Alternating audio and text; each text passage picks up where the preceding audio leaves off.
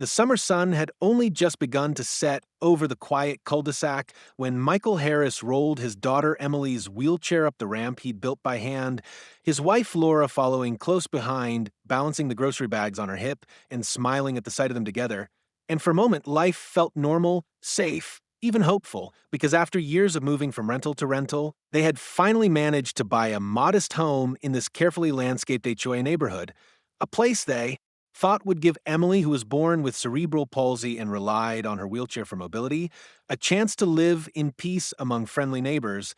Yet from the very first week, Laura noticed that one woman in particular, Karen Whitmore, with her bleached hair, oversized sunglasses, and perpetual scowl, seemed to watch them from across her manicured lawn with a disapproving glare, her lips curling whenever Emily's laughter rang out as Michael pushed her gently along the sidewalk, and, while Laura tried to ignore it,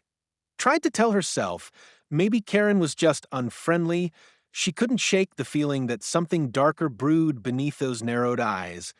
One late afternoon, as Michael set Emily at the curb to wait for the ice cream truck,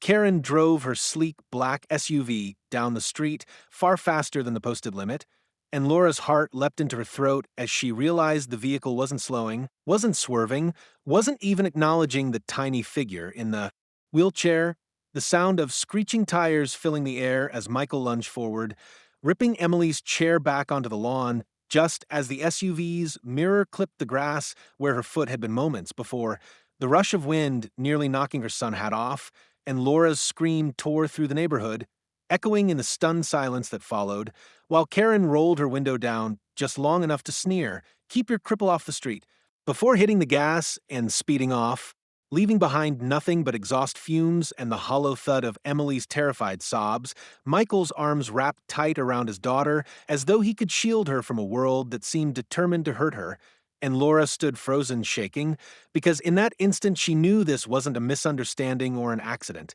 This was deliberate, targeted, and malicious, the kind of hostility that didn't fade with time, but instead grew sharper with every glance, every word, every opportunity to strike. And as the sun sank lower, casting long shadows across the pristine lawns of the HOA community they had worked so hard to join, Laura whispered to Michael that maybe they had made a mistake moving here. But he clenched his jaw, eyes still fixed on the retreating SUV, and muttered in a tone Laura had never heard from him before,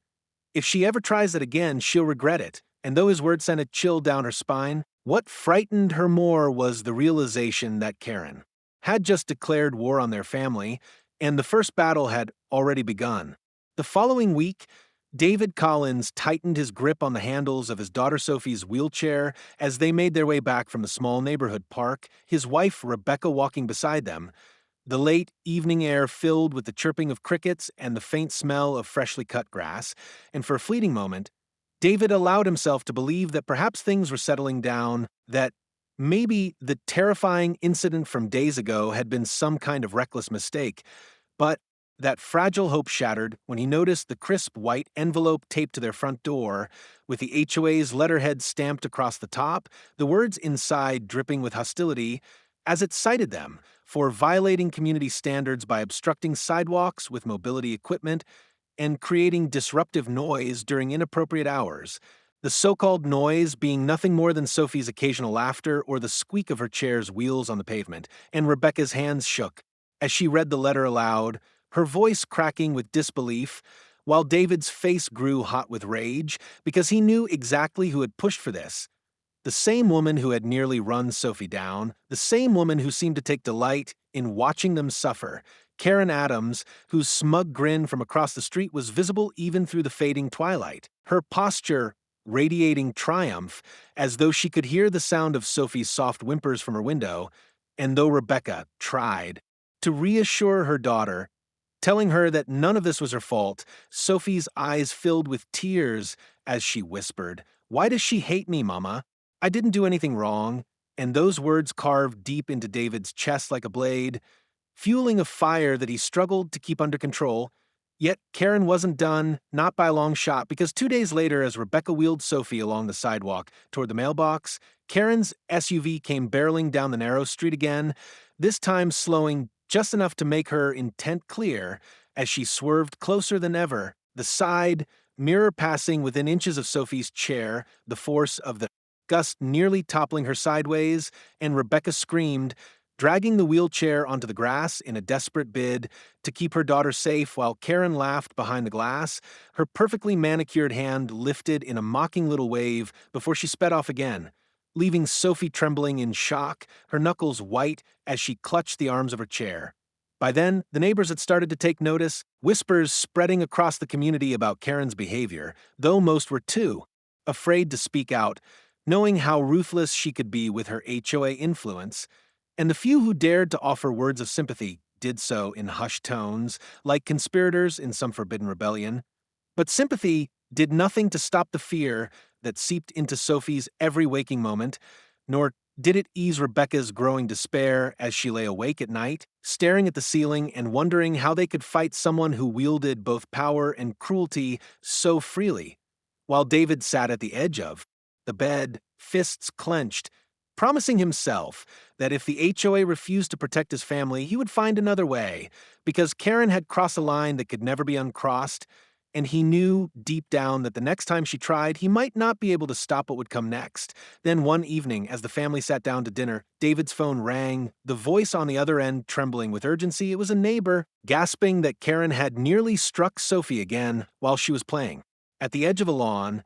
that this time it had been closer, deliberate, undeniable.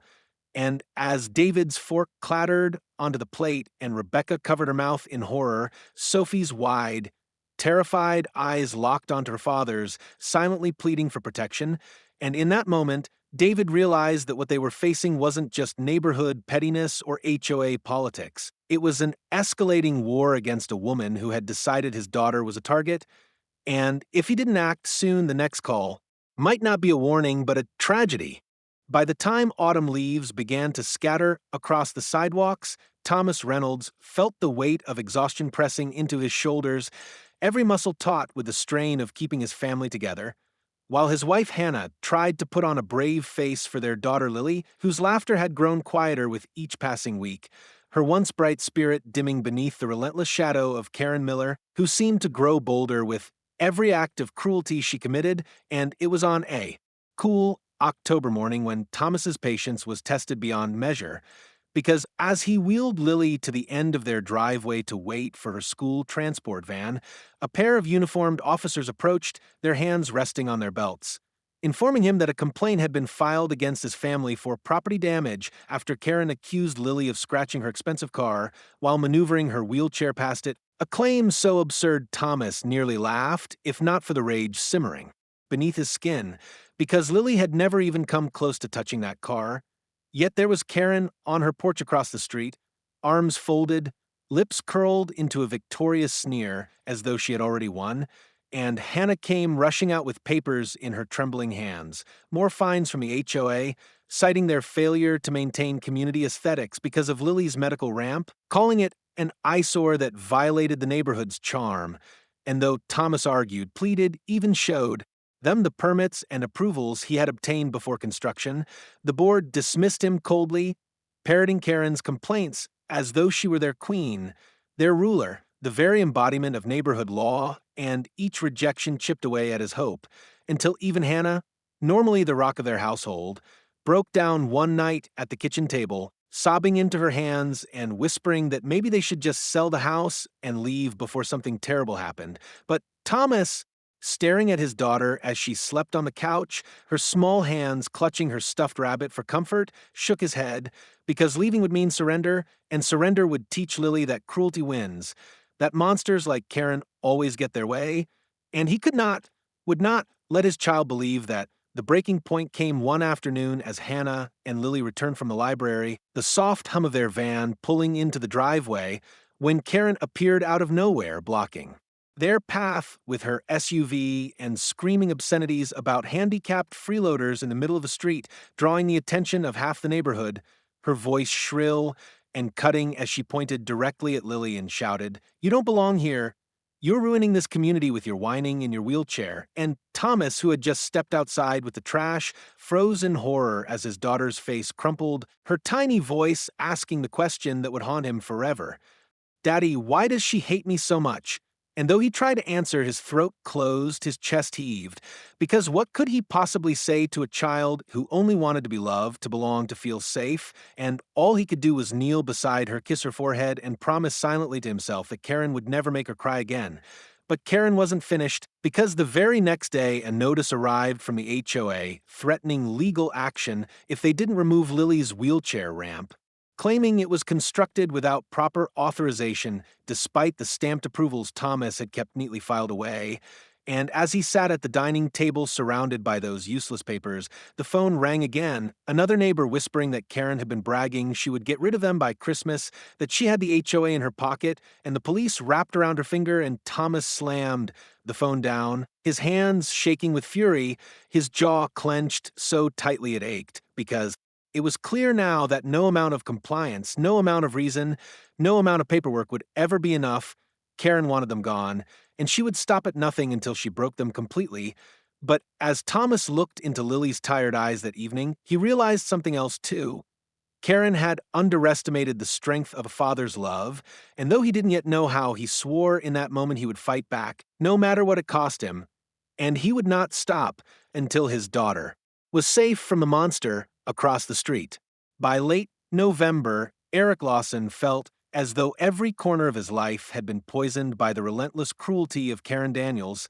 whose shadow loomed over their neighborhood like a storm cloud that refused to pass. And as he helped his daughter Mia into her wheelchair one frosty morning, he caught the hollow look in her eyes, the way she no longer bothered to smile when he told her jokes or pointed out the flock of birds overhead, because each day seemed to drain her spirit a little more, until one night, as his wife Angela tucked her into bed, Mia whispered words that shattered Eric's heart into 1,000 pieces.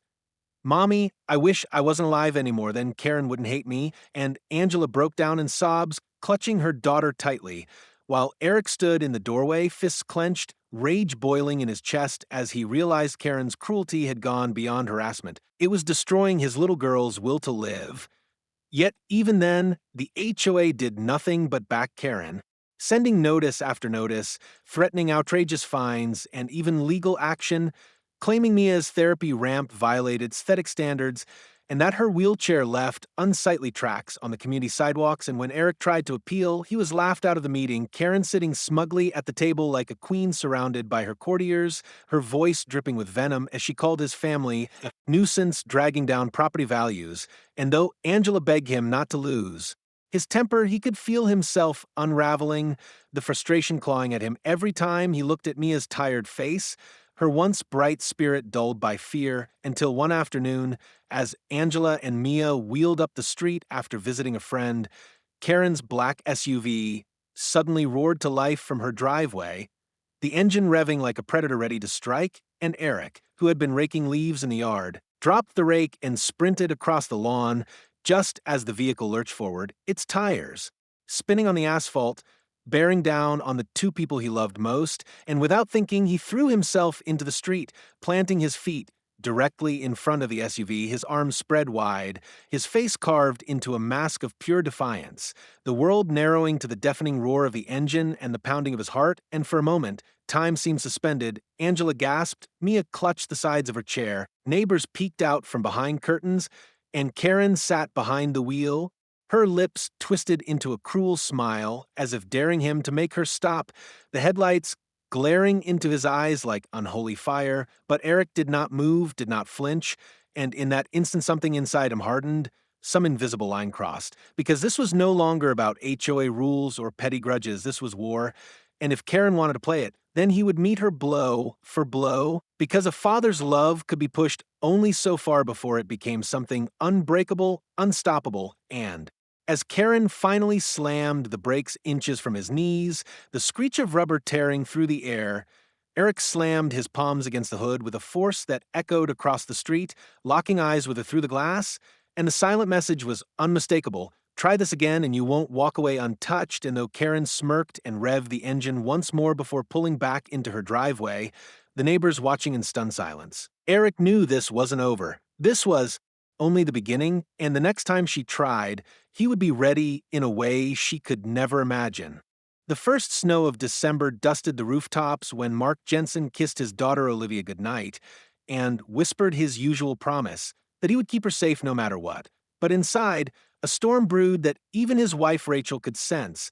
though he said nothing as he stared out the window toward Karen Thompson's glowing Christmas lights across the street, the smug decorations that mocked them each night. And then, without warning, Mark was gone, his truck missing from the driveway, when Rachel woke the next morning, no note left behind, no call to explain where he had gone, only the hollow silence of his absence echoing through the house as Olivia asked again and again where her daddy was, her voice trembling with fear, and Rachel lied, saying he was on a work trip, but the truth was written all over her face. She didn't know if he was coming back, and for 3 long days the house felt emptier than ever. Olivia growing quieter, Karen louder than ever, strutting across her yard with a satisfied grin as she spread fresh rumors that Mark had finally abandoned his burden of a family, her words carried by the whispers of cowardly neighbors who pretended not to believe but repeated them all the same, and each night Rachel cried herself to sleep, clutching Olivia close,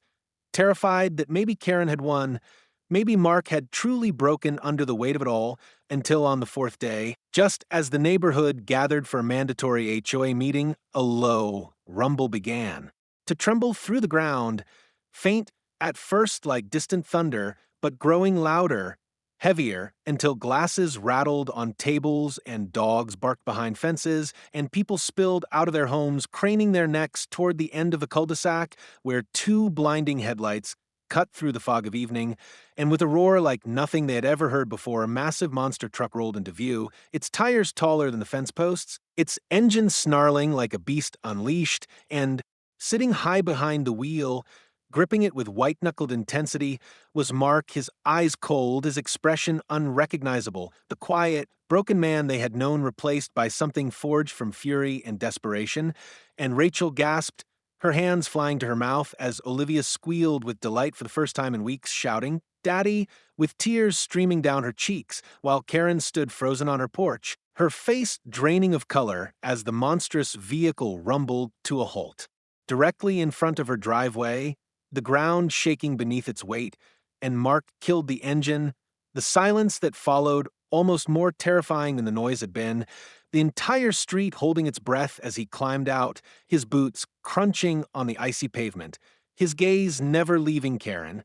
And though he said nothing, the message was deafening. He had returned, and this time he was not coming back to beg, not coming back to plead for mercy, but to show her what it meant to push A. Father passed his breaking point, and the sight of him standing there with the looming truck behind him was enough to make even the boldest neighbors shift uncomfortably, because deep down, they all knew something unstoppable had just arrived in their quiet HOA-controlled street, and the balance of power had changed forever. When the monster truck appeared in their tidy neighborhood like a beast from another world, Jonathan Blake knew there was no turning back, not when his daughter Grace was still trembling every time she heard the hum of Karen Foster's SUV, not when his wife Melissa still startled awake at night, convinced headlights were aimed at their window, and as he sat high above them all in the massive vehicle, the engine snarling beneath him like a caged predator, he could see Karen pacing on her porch, phone in hand, her voice shrill as she screamed into it for the HOA president and then for the police. But there was no immediate rescue, no cavalry rushing to her aid, only the murmurs of neighbors gathering on their lawns, curiosity and quiet anticipation flickering in their eyes, because though many had feared Karen for years, there was something intoxicating about watching the tables finally turn, and Jonathan, who had spent weeks in silence planning this return, eased the truck forward until its shadow swallowed Karen's perfectly trimmed flower beds, the rumble shaking her precious lawn ornaments that she had fined half the street for disturbing, and when the front wheel crushed her decorative mailbox into splinters with a casual tilt of the steering wheel, a collective gasp rippled through the crowd, followed by a low murmur of approval, and Karen shrieked like a banshee, stomping her foot, her face blotched red with fury as she demanded he stop, but Jonathan only leaned out. The window, his voice steady and chilling as he told her, "You tried to run down my daughter. This is me returning the favor." And with that, he shifted gears and rolled the massive tires onto the edge of her prized rose garden, grinding the soil into mud while the neighbors watched in stunned silence, some even clapping quietly, their fear of Karen dissolving under the weight of Jonathan's defiance. And when Melissa carried Grace from the sidewalk and helped her climb carefully into the passenger seat, the little girl's eyes lit with a spark of wonder Jonathan hadn't seen in months, her tiny hands gripping the dashboard as she whispered, "Daddy, it feels like we're the strongest in the world." And those words gave him the resolve to press further, revving the engine until its growl echoed off every roof in the cul-de-sac, his headlights blazing directly into Karen's SUV like a predator locking eyes with prey. And Karen, for the first time, looked truly afraid, her phone shaking in her hand as she realized that all her HOA letters, all her smirks, all her whispered rumors meant nothing against the raw power of a father who had been pushed too far. And as the neighbors shifted from bystanders to witnesses, some even pulling out their phones to record, Jonathan turned the truck in a slow, deliberate circle, the tires tearing up the pristine grass of the community square that Karen had always guarded like a fortress. And in that moment, he wasn't just fighting for Grace, he was fighting for every family she had bullied, every child she had scolded, every parent she had fined. And though Melissa's heart pounded in fear, she saw it too. The shift, the rebellion stirring quietly in the eyes of the neighbors who until now had been too afraid to act. And when Karen finally screamed, "You'll regret this, all of you," her voice cracked with desperation, drowned out by the thunder of the engine and the rising murmur of approval around her, and Jonathan leaned out once more, his words calm and final. "No, Karen. This time, you're the one who'll regret it." Before slamming the throttle, the roar of the monster truck shaking the very ground as he brought it nose to nose with her SUV, headlights blazing, the showdown every neighbor had prayed to see finally unfolding before their eyes. The morning after the showdown, the quiet suburban street buzzed with whispers and the glow of phone screens replaying the shaky videos neighbors had captured of Daniel Mercer and his monster truck facing down Karen Wallace's SUV. And though Karen had spent years ruling the HOA like a tyrant, barking fines and threats until no one dared defy her, now those same neighbors who once cowered in silence passed the videos around like a rallying cry, proof that she wasn't invincible, that her cruelty had finally met a wall she couldn't climb. And while Karen scrambled to spin the story in her favor, calling the police and insisting Daniel had terrorized her, the officers arrived with a very different perspective after being shown the recordings of her SUV swerving toward Ella's wheelchair on more than one occasion, footage that neighbors had been too afraid to share before, but now, emboldened by Daniel's defiance, came forward with their voices trembling but resolute as they admitted they had seen her abuse and harassment for months, even years, and suddenly the tide turned.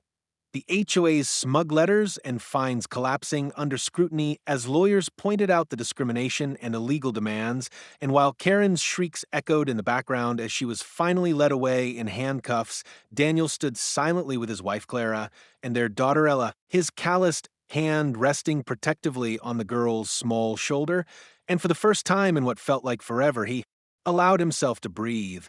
Yet, the true moment of victory wasn't Karen's downfall or the HOA's collapse under legal fire. It was the sight of Ella smiling again, her eyes bright as she looked up at her father and said softly, "Daddy, I'm not afraid anymore," words that broke him in the best possible way, tears streaming down his face as he hugged her tight, realizing that all his fury, all his desperation, had been worth it for this single moment of reclaimed joy. And when Clara kissed his cheek, whispering that he had given their daughter back her courage, Daniel knew that what had begun as an act of vengeance had transformed into something greater, a symbol of love that no HOA bylaw or neighbor's gossip could ever erase. As the weeks passed, the monster truck became less a weapon and more a legend, neighbors pointing to it as the night everything changed. The night fear gave way to unity, and though Daniel eventually parked it away, its presence lingered like a silent promise that no one would ever again dare to harm Ella, who now wheeled herself proudly down the sidewalk with her stuffed rabbit on her lap, no longer shrinking when passing houses but lifting her chin, waving at neighbors who waved back warmly. And though the scars of Karen's cruelty would never fully disappear, the strength they had discovered as a family and the community that finally rallied behind them shone brighter, louder, and stronger than the hatred that had tried to destroy them. And on. One quiet spring evening, as the sun dipped low and painted the sky in streaks of gold, Daniel took Ella for a ride in the monster truck one last time, letting her sit high above the world, the wind in her hair, her laughter ringing out across the neighborhood like a victory song. And as Clara watched from the driveway, tears in her eyes, Daniel knew that though their battle had been born of darkness, its ending was carved in light, and for the first time in a long time, the Mercer family was finally truly free.